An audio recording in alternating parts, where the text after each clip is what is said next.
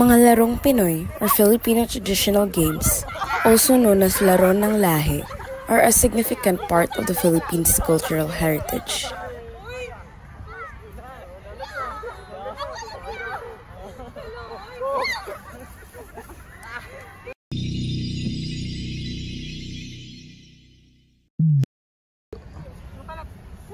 Kapoy?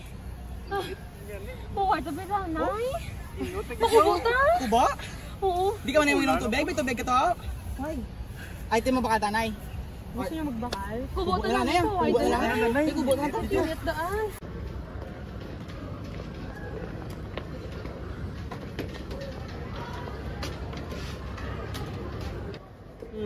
Ano gininabi siya? Roman, gampang matiyado. Importante ginaw. Ay, lapit na lang ang araw ng kalayaan, bro. Di mo ikaw mga flaglets ng Philippine flag. I see. So ano man kitang symbolism sa Philippine flag? Yan, bro. I'm glad you asked. Madamo actually symbols sa Philippine flag.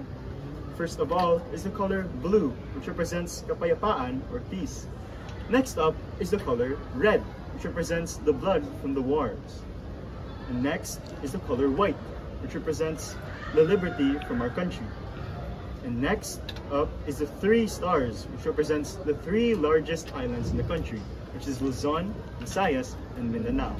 And actually, may idea kamo sa 8 rays of the sun? Balaan ko na, bro. Sa pagintindi ko, it symbolizes the 8 provinces that revolted in the Spanish colonization. Wala ang ginanagsala, bro. Ito, yun. Point na to gani. Ano na? Uy, ito ka ba? Unti-unti. Hindi man. Amo gani, kabudlay, gidya. Miyara, pag ko dayon activity kay ma'am nga kailangan ko pagpasahon. Subong, June naman daan, subong. Amo ginakadamo lubrano, ha? Kay naglain, abi, matsyag ko last time, damo naman ko pending activities. Uy, hindi gusto mo balikan ka pa na mo. Ay, oo. Nadamo sa monde. Gani man. Hindi na guys, madugang lang ko nabala sa inyo. Karagong, ari man. Wala man gusto man namon magbulig simo. Amo na balang kinatawag nila nga bayanihan. Filipinos embody the bayanihan spirit by helping one another, most especially in times of need, without expecting anything in return.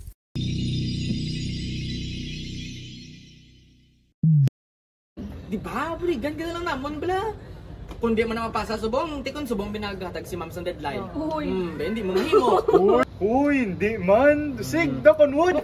This one may date back to ancient pagan times, when people believed spirits lived in trees, and touching or knocking on the tree would protect them from bad luck.